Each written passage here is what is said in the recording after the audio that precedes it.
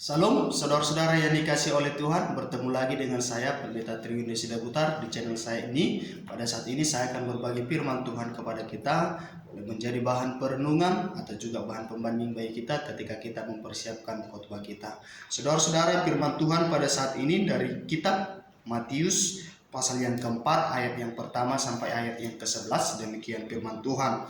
Maka Yesus dibawa oleh Roh ke padang gurun untuk dicobai iblis. Dan setelah berpuasa 40 hari dan 40 malam, akhirnya laparlah Yesus. Lalu datanglah si pencoba itu dan berkata kepadanya, "Jika engkau anak Allah, perintahkanlah supaya batu-batu ini menjadi roti." Tetapi Yesus menjawab, "Ada tertulis, manusia hidup bukan dari roti saja, tetapi dari setiap firman yang keluar dari mulut Allah." Kemudian iblis membawanya ke kota suci dan menempatkan dia di bubungan bait Allah, lalu berkata kepadanya, "Jika engkau anak Allah, jatuhkanlah dirimu ke bawah, sebab ada tertulis, mengenai engkau ia akan memerintahkan malaikat-malaikatnya, dan mereka akan menatap engkau di atas tangannya, supaya kakimu jangan terantuk kepada batu." Yesus berkata kepadanya, "Ada pula tertulis, jangan engkau mencobai Tuhan Allahmu." Dan iblis membawanya pula ke atas gunung yang sangat tinggi dan memperlihatkan kepadanya semua kerajaan dunia dengan kemegahannya, dan berkata kepadanya, "Semua itu akan kuberikan kepadamu jika engkau sujud menyembah aku." Maka berkatalah Yesus kepadanya, "Enyahlah iblis, sebab ada tertulis, engkau harus menyembah Tuhan Allahmu, dan hanya kepada Dia sajalah engkau berbakti." Lalu iblis meninggalkan dia, dan lihatlah malaikat-malaikat datang melayani Yesus. Amin. Sejauh itu pembacaan firman Tuhan. Saudara-saudara yang dikasih oleh Tuhan, tema firman Tuhan pada saat ini menang melawan pencobaan. Saudara-saudara yang dikasih oleh Tuhan, kalau kita melihat kisah ini, maka kita boleh menyimpulkan jika Yesus saja yang merupakan Allah yang menjadi manusia mengalami yang namanya godaan, pencobaan, ujian, atau apapun namanya itu yang sampai kepada kehidupan Yesus, apalagilah kita ini sebagai manusia. Jika Yesus mengalami godaan-godaan hidup itu, apalagilah kita sebagai manusia ciptaan Tuhan. Tentu kita juga mungkin akan mengalami godaan-godaan dan pencobaan-pencobaan hidup kita. Dan kita juga melihat saudara-saudara yang dikasihi oleh Tuhan bahwa di awal-awal penciptaan, di awal-awal kisah penciptaan manusia, kita melihat Adam dan Hawa juga mengalami yang namanya ujian, pencobaan dari iblis. Tetapi berbeda kisahnya, berbeda akhirnya. Jika Adam dan Hawa pada saat itu kalah, dalam kisah ini kita bisa melihat Yesus yang menang atas pencobaan. Saudara-saudara, mungkin dari kita bisa berkata, mengapa Yesus bisa menang melawan pencobaan? Tentu ya karena Dia adalah Allah, karena Dia adalah Tuhan. Mungkin beberapa dari kita akan berpikir seperti itu.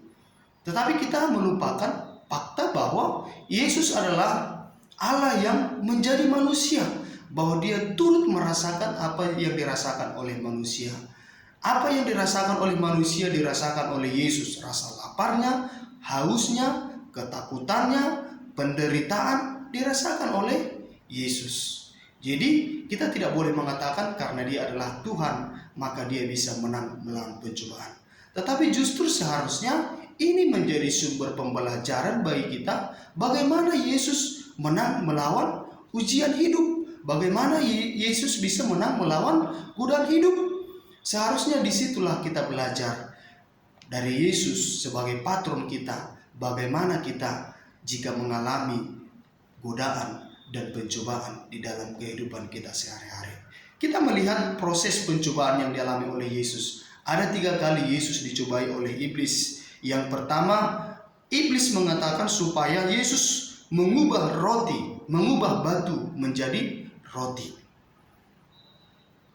Dan pencobaan yang kedua, iblis menempatkan Yesus di atas bubungan bait Allah dan berkata, "Jatuhkanlah dirimu ke bawah, sebab ada tertulis bahwa Allah akan memerintahkan malaikat-malaikatnya dan akan menatang tangannya sehingga engkau tidak terantuk." Artinya ketika Yesus jatuh dari atas bubungan bait Allah itu, Dia tidak akan terantuk, tidak akan mengalami cedera. Lalu yang ketiga, Yesus ditunjukkan segala kerajaan-kerajaan dunia dan akan dijanjikan akan diberikan kepada Yesus dengan syarat Yesus mau menyembah iblis. Saudara-saudara yang dikasihi oleh Tuhan, inilah gambaran pencobaan yang kita alami juga dalam perjalanan hidup kita setiap hari. Sebagai pengikut Kristus, cobaan-cobaan inilah yang juga kita alami dalam sejarah perjalanan hidup kita. Lalu, jika demikian, berarti untuk menang melawan pencobaan, maka kita harus belajar dari Yesus. Saudara-saudara, pencobaan pertama, iblis katakan kepada Yesus, "Jika engkau anak Allah, perintahkanlah supaya batu-batu ini menjadi roti." Tentu, itu bukan sesuatu yang mustahil untuk Yesus kerjakan. Dalam perjalanan sejarah pelayanan Yesus, kita bisa melihat bagaimana Yesus mengubah air menjadi anggur. Dalam perjalanannya juga kita bisa melihat bagaimana Yesus memberi makan dengan 5 roti dan 2 ikan, mampu memberi makan 5.000 orang, hanya laki-laki saja. Bahkan masih tersisa 12 bakul. Dan kita bisa melihat kisah-kisah lain bahwa Yesus sungguh-sungguh mampu untuk melakukan itu. Dan dalam kisah ini pun bukan berarti Yesus tidak mampu mengubah batu-batu itu menjadi roti. Tetapi persoalannya, jika Yesus mengubah batu-batu itu menjadi roti, maka dia adalah seorang yang taat kepada perintah iblis. Nah, jawaban Yesus juga istimewa. Ada tertulis, manusia hidup bukan dari roti saja, tetapi dari setiap firman yang keluar dari mulut Allah. Artinya, roti itu penting, makanan itu penting, kebutuhan fisik itu penting, tetapi tidak semuanya itu yang memberikan kita kehidupan. Allah lah yang memberikan kita kehidupan, bukan makanan, bukan minuman, bukan juga kebutuhan-kebutuhan fisik kita yang lain. Ya, ada orang berlebihan makanan, bahkan gara-gara makanan mati. Apalagi di zaman-zaman sekarang, kelebihan kolesterol lah, kelebihan gula lah, kelebihan inilah, justru makananlah yang menyebabkan kematian. Tapi saya bukan mau katakan bahwa makanan itu tidak penting. Dan Yesus juga katakan bahwa manusia hidup bukan dari roti saja. Artinya roti juga memberikan kehidupan. Tetapi bukan hanya dari itu, tetapi juga dari firman Allah. Di sini kita belajar bahwa hidup manusia itu bukan bergantung kepada makanan atau minuman, tetapi bergantung juga kepada menaati kehendak Allah. Karena kehidupan itu datangnya dari Tuhan, bukan dari makanan dan minuman. Itu semua adalah unsur-unsur pendukung hidup kita. Saya sudah katakan tadi, jika berlebihan, malah itulah yang menyebabkan kita kehilangan kehidupan kita. Jadi jawaban Yesus ini mau mengingatkan kita juga dalam perjalanan hidup kita, jangan karena makanan kita menyerahkan kehidupan kita. Jangan karena makanan kita kalah terhadap pencobaan. Sering sekali kita digoda dalam iman kita, meninggalkan keyakinan dan kepercayaan kita demi mendapatkan pekerjaan, meninggalkan kepercayaan kita demi kebutuhan-kebutuhan fisik kita. Firman Tuhan hari ini mengingatkan kita bahwa itu bukan penentu kehidupan kita. Meskipun itu penting, tetapi kehidupan kita juga adalah pemberian Allah. Maka taat kepada perintah Allah juga jauh lebih penting daripada makanan dan minuman. Lalu yang kedua, dengan jawaban cerdas Yesus, dengan jawaban terbaik Yesus, maka iblis pun akhirnya mulai berpikir. Dia menggunakan firman Allah. Dia menggunakan ayat-ayat yang tertulis di dalam kitab suci. Itu sebabnya dalam urutan pencobaan kedua yang ditulis oleh kitab Matius ini, iblis membawa Yesus ke hubungan bait Allah. Dan iblis katakan seperti yang tertulis, jatuhkanlah dirimu. Ini tidak tertulis ya masih. Jatuhkanlah dirimu karena ada tertulis Allah akan mengirim malaikat-malaikat untuk menatang tangannya sehingga ketika engkau jatuh, engkau akan ditata lalu tidak akan mengalami cedera. Dan itu memang ada tertulis. di dalam kitab Mazmur bahwa mengenai engkau Allah akan mengutus malaikat-malaikatnya dan menatang tangannya sehingga engkau tidak mengalami kecelakaan. Kita melihat bahwa iblis cerdik. Ketika Tuhan Yesus menggunakan firman Tuhan pada pencobaan pertama, sekarang iblis juga menggunakan firman Tuhan, tetapi dengan modifikasi. Dengan memutarbalikkan arti Alkitab yang sesungguhnya, dengan memutarbalikkan arti firman Tuhan yang sesungguhnya. Kalau kita review kembali ke kisah awal penciptaan manusia ketika Hawa jatuh ke dalam dosa, iblis juga katakan, tentulah Allah berfirman. Tentulah Allah berfirman, jangan semua pohon di dalam taman ini bolehkah makan, bukan? Ya, itu menguji. Artinya apa? Iblis juga tahu perintah Tuhan yang sesungguhnya. Lalu jawaban Hawa pada waktu itu, semua buah pohon di dalam taman ini boleh kami makan. Tetapi jangan buah pohon yang di tengah taman itu jangan kamu makan atau raba. Ya kan? Raba. Hawa di sini sudah menambah-nambahi.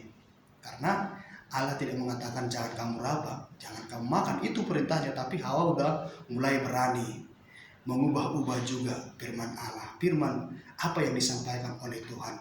Maka itu yang dipergunakan oleh iblis. Ketika manusia itu salah menggunakan firman Tuhan, itulah kesempatan iblis untuk membuat kita tersesat. Dan itu dipergunakan oleh iblis juga dalam kisah Yesus, dalam percobaan yang kedua. Lalu dia katakan, karena ada tertulis bahwa Allah akan memerintahkan malaikat-malaikatnya untuk menatang tangannya. Lalu apa jawaban Yesus, saudara-saudara yang dikasihi oleh Tuhan? Ada pula tertulis, janganlah engkau mencobai Tuhan Allahmu. Saudara-saudara yang dikasihi oleh Tuhan, maksud dari perkataan Yesus ini adalah ada pula tertulis, janganlah engkau mencobai Tuhan Allahmu. Ini dikutip dari kisah perjanjian lama ketika bangsa Israel bersungut-sungut.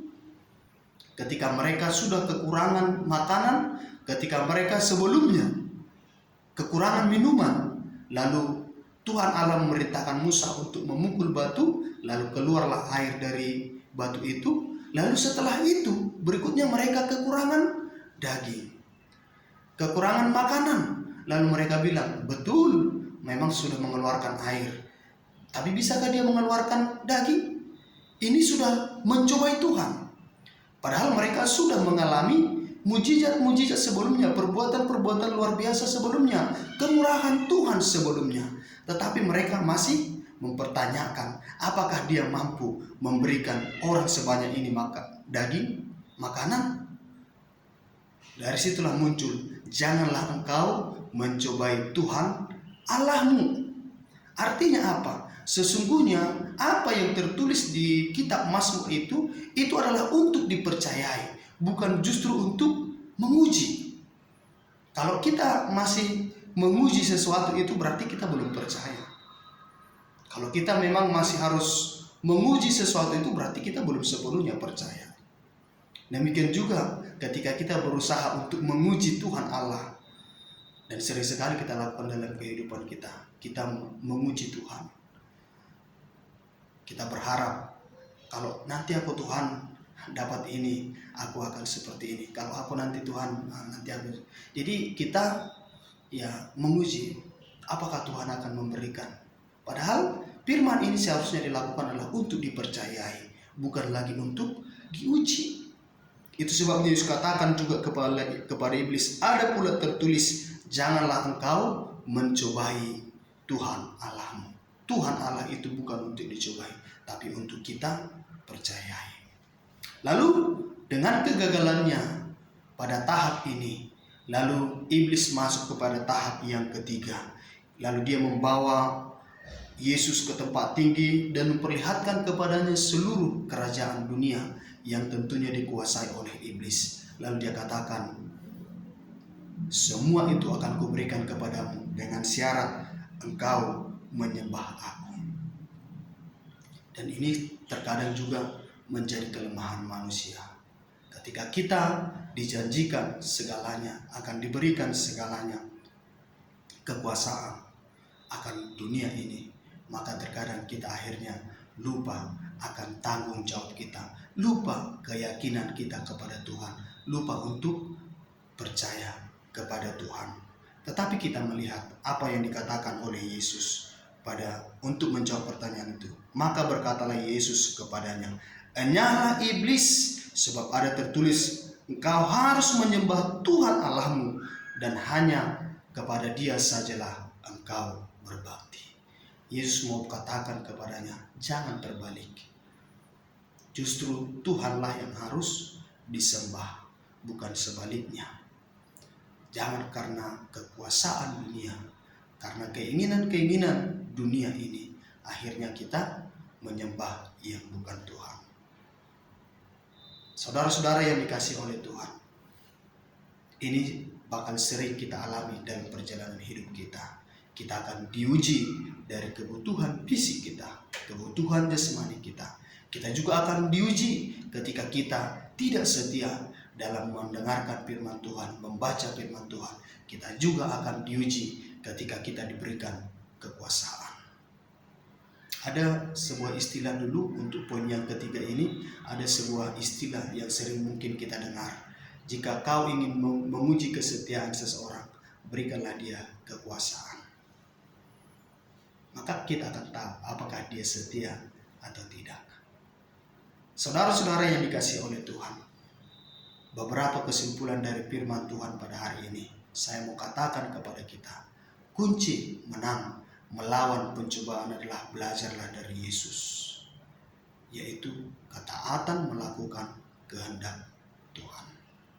Belajarlah ketika kita mengalami ujian yang namanya ujian kebutuhan fisik, belajarlah bahwa kebutuhan fisik kita bukan itu sepenuhnya menentukan kebutuhan kita. Bukan itu yang memberikan kita kehidupan, tetapi Tuhan yang memberikan kita kehidupan. Lalu belajarlah untuk bersungguh-sungguh mendengarkan firman Tuhan. Jangan suka menggunakan ayat-ayat Alkitab untuk membenarkan diri sendiri. Jangan suka mengutip-utip ayat Alkitab untuk membenarkan diri sendiri. Sebab disitulah ketika kita sudah berusaha mengutip, disitulah kesempatan iblis untuk mencobai kita. Dan yang ketiga, ketika kita digoda untuk mendapatkan kekuasaan dunia tetapi berpaling dari Tuhan Allah, maka jangan pernah kalah, jangan pernah lupakan bahwa kita hanya berbakti kepada Tuhan, bukan kepada yang lain. Lalu poin yang kedua yang juga penting untuk kita lakukan dalam menjalani kehidupan kita supaya kita menang melawan pencobaan, ingatlah bahwa iblis juga terus mentransformasi dirinya. Kalau kita tidak semakin baik di dalam kehidupan kita beriman, maka siap-siap kita juga akan jatuh ke dalam pencobaan. Sebab iblis juga terus memperbaiki dirinya, memperbaiki dalam tanda petik, berusaha mengikuti kemajuan zaman untuk menjatuhkan manusia itu ke dalam dosa. Kalau kita melihat kisah Yesus ini, pencobaan ini di kitab Lukas, kita akan membaca juga di sana. Lalu pergilah iblis dan mencari kesempatan yang baik. Artinya apa? Iblis masih mencari kesempatan untuk menjatuhkan kita. Lalu yang kedua, dalam kehidupan kita sehari-hari, iblis juga sudah berevolusi, sudah bertransformasi. Dia sudah masuk ke gereja, dia menguasai firman Tuhan. Jadi jangan-jangan kehidupan kita bersama di gereja ada juga orang yang melindungi dirinya dengan ayat-ayat firman Tuhan, padahal sesungguhnya artinya salah. Jadi kita sebagai orang Kristen, kalau kita tidak semakin memperbaiki diri, maka siap-siaplah kita juga akan kalah ketika menghadapi pencobaan. Karena itu, mari kita belajar dari kisah Yesus untuk menang melawan pencobaan. Berpikirlah bahwa manusia itu tidak hanya hidup dari roti saja, dan jangan pernah menggunakan ayat-ayat Alkitab seenaknya. Dan yang terakhir, bagaimana supaya kita menyembah, mengingat bahwa kita hanya menyembah Tuhan Allah saja. Tuhan kiranya memberkati kita dalam menjalani godaan hidup. Amin.